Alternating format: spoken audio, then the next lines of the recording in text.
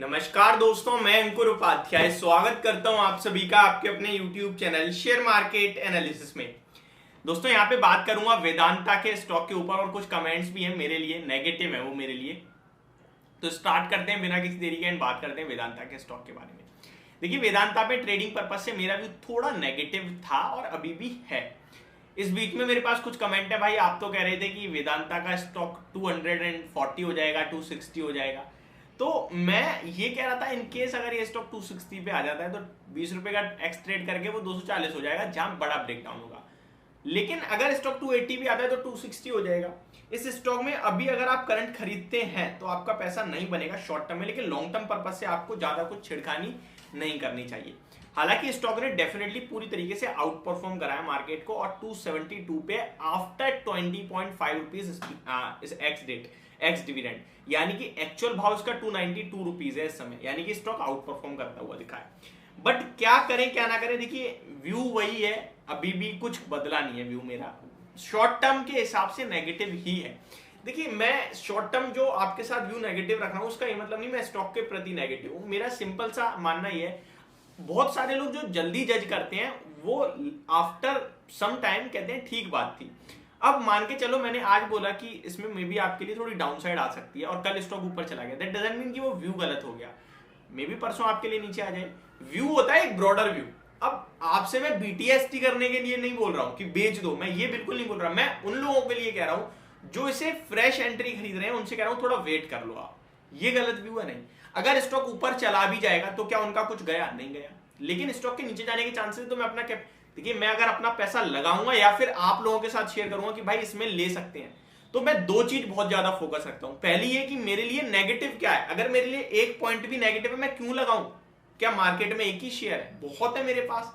Long term purpose से लगाना है तो फिर ले लो, कोई दिक्कत नहीं है। वेदांता एक बेहतरीन स्टॉक है, निकल मल्टी कमोडिटी स्टॉक है, निकल का है, आयरन का है, सिल्वर का काम कंपनी का है। सिल्वर लाइफ टाइम हाई के ऑलमोस्ट, लाइफ टाइम हाई तो नहीं, 70,000 के पास ट्रेड कर रहा है, 77,000 का I think life time high है इसका। तो गोल्ड ने लाइफ टाइम हाई लगाया, लेकिन सिल्वर अभी भी अपने लाइफ टाइम हाई से ऑलमोस्ट 10% दूर है। तो वो एक अच्छा काम का आ जाए कंपनी का। तो इस हिसाब से स्टॉक नो डाउट अच्छा है। बट आपको जो मैं ब्रॉडर व्यू दे रहा हूं वो ध्यान से सुनिए। आपका व्यू यहां से थोड़ा सा बड़ा है, तो आपको क्या क्या चीजें फोकस में रखनी है जो अभी तक हुई नहीं है। अगर होती हैं तो नेगेटिव होगा और नहीं होंगी तो नहीं नेगेटिव होगा, ये आप क्लियरली समझ लीजिए। देखिए बहुत, मैं थोड़ी सी सफाई दे रहा हूं ताकि लोगों को समझ में आई चीजें। बहुत सारे लोग ये सोचते हैं, ये बोलते हैं, इनफैक्ट सोचते नहीं है कि भाई खबर आने से पहले बताते। वहीं कुछ लोग कहते हैं अब तो खबर आ गई, अब बता के क्या फायदा। तो दोनों ही तरफ से हम जैसे इन्फ्लुएंसर को मार पड़ती है। लेकिन मैं आपके साथ जो चीज शेयर कर रहा हूं वो क्लियर कट बोल रहा हूं वीडियो में। अगर ऐसा होता है तो नेगेटिव है, अगर नहीं होता है तो फिर ऑल ओके है। चांसेस किसके हैं? चांसेस इसके हैं कि ऐसा नहीं होना चाहिए। ऑलमोस्ट 60-40 का रेशियो, इससे ज्यादा नहीं है। पहले ये था कि हो ही जाएगा, लेकिन उसका गवर्नमेंट बीच में आ गई और उन्होंने कहा नहीं भाई ये तो नहीं होना चाहिए, इसके अपोजिट है हम। तो अब थोड़ा सा पलड़ा भारी हो गया है नहीं होने का। मैं बताता हूं क्या। हिंदुस्तान जिंक, जहां से वेदांता के पास बड़ा डिविडेंड आता है, हिंदुस्तान जिंक में 65% ओन करता है वेदांता। अब हिंदुस्तान जिंक वेदांता का इंटरनेशनल जिंक बिजनेस खरीदने की प्लानिंग में है, जिसकी वैल्यू 24,000 करोड़ की निकल के आ रही है। हिंदुस्तान की बुक में अराउंड 32,000 करोड़ का कैश पड़ा है। 24,000 करोड़ चले जाएंगे तो बचा कितना? 8,000 करोड़। कंपनी डिविडेंड दे पाएगी? नहीं दे पाएगी। डिविडेंड कितना बांटेगी? बांट ही नहीं पाएगी। फिर जब कंपनी के पास रहेगी तो डिविडेंड हो जाएगा बहुत कम। जब हिंदुस्तान जिंक का डिविडेंड कम हो जाएगा तो वेदांता के पास डिविडेंड आएगा? नहीं आएगा, कम हो जाएगा। अब कम वेदांता पे आएगा तो शेयर होल्डर्स को भी कम डिविडेंड जाएगा। अब आप बताइए कितने प्रतिशत निवेशक इसमें ऐसे हैं जो केवल डिविडेंड के लिए खरीदते हैं? ऑलमोस्ट 30% से प्लस के निवेशक ऐसे हैं जो इसमें केवल डिविडेंड के लिए ही खरीदारी करके बैठे हुए हैं कि भैया बहुत बड़ा डिविडेंड देता है। सेकेंड थिंग, एक रिपोर्ट आई थी जहां पे क्लियरली मेंशन था कि जो वेदांता की लंदन बेस्ड वेदांता रिसोर्सेज है उसकी मैच्योरिटीज आने वाली है डेट की।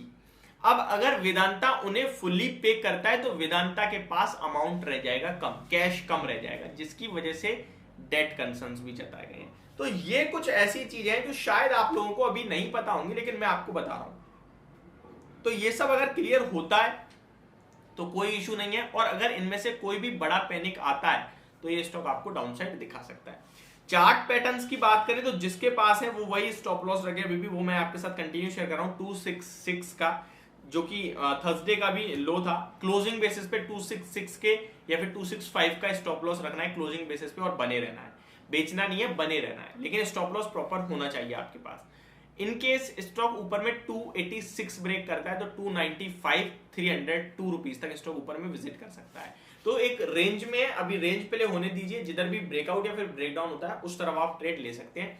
सब कुछ मैंने शेयर करा, कोई व्यू नहीं है नेगेटिव पॉजिटिव, जो न्यूज थी वो आपके साथ शेयर करी।